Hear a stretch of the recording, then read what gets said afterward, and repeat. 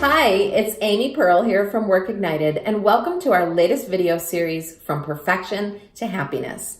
I'm so glad that you've joined me as we put a life of frustration behind us in order to embrace a new life full of happiness. In our first video, I mentioned that I found 5 strategies to help me replace perfectionism with happiness.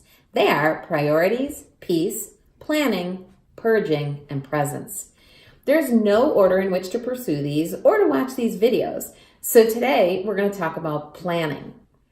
Now I must confess, I'm a planner by nature. I make my grocery list by aisle. I have a written itinerary for every vacation that we've ever been on. And at work, I actually like writing the plan better than I actually like doing the work. So that being said, I'm going to share with you some of my favorite planning techniques to help me stay focused on my priorities. One important lesson that I want you to learn is that multitasking is stupid, or at least it makes you look stupid.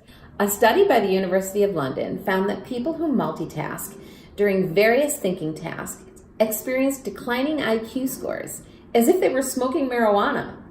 Researchers at Stanford University found that multitasking makes you less productive. For example, people who were regularly bombarded with several streams of electronic information, like emails, television, text messages, they couldn't pay attention, recall information, or switch from one job to another, as well as those who complete one task at a time. So first, let's look at your calendar for the week. It's really important that you block time for 3 things: time for yourself, time to prepare, and time to work. See how time for yourself is listed first? That's because if you don't take care of yourself, you can't really take care of anyone else. So I don't care how you use your time for yourself, just block some time out every week. Perhaps go to a spa, curl up and read a good book, take a walk.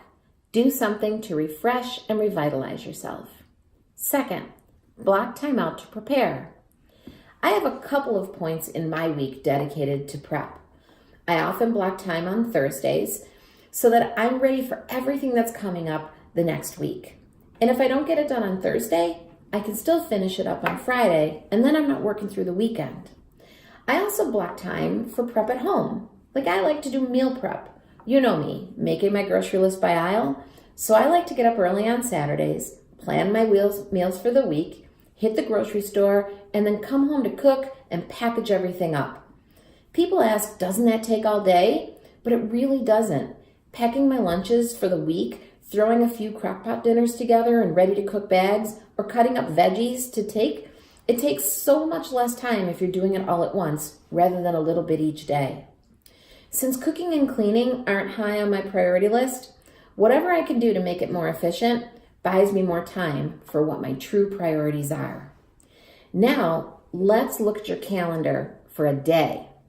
If you take a look at the example on the screen, you can see that this calendar is packed full of activities every hour. And then there's a whole to-do list to the left. Let me give you some tips. First of all, start your day an hour earlier. Imagine for a moment an hour earlier every day, 7 days a week, gives you 7 more hours a week. How much could you get done in that time? It's almost like a whole nother day. Secondly, eliminate your to-do lists. If you look at this calendar, there's no way that these tasks can ever get done, or at least get done during the workday. They'd be done at night or on the weekends when you should be channeling your energy toward other priorities in your life. So instead, insert your to-do list items onto your calendar. Maybe it's a phone call you need to make, a proposal you need to write, a project you need to do. Insert that onto your calendar almost as if it's a meeting with yourself. Block time to make sure you're working on the things in the appropriate time during your day. Next, make sure you're scheduling big things first and during your peak times. Remember that big proposal that needed to be written? If I have to do that at night after a long day of work, then running home, cooking and cleaning, or running around with my kids, I'm not going to do a good job on that project. If my best time of the day is in the morning, so I put my big tasks then. And then in the afternoon, I do a lot of little things just to make sure I have everything ready for the next day. Next, Run efficient meetings. I'm sure day in and day out, if you're working, you're going to different meetings, and sometimes you sit there and say, this is a huge waste of my time. I don't even know why I'm here. And we schedule meetings for an hour when they probably could take just 15 minutes.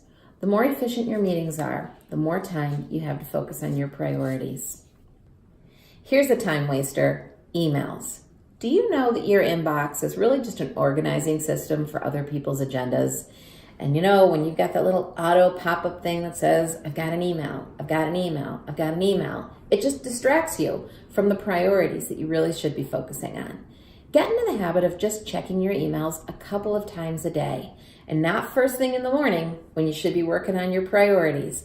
Maybe you check them around 10, maybe you check them when you get back from lunch, maybe you check them around 4 so that no one's left hanging at the end of the day. Taking the time, carving out time, specific time to doing your emails will help you to address them much more efficiently. Hopefully you got some planning ideas from this video. If you have your ideas of your own, please enter them in the comments below. And of course, keep watching our videos as you pursue happiness in your life.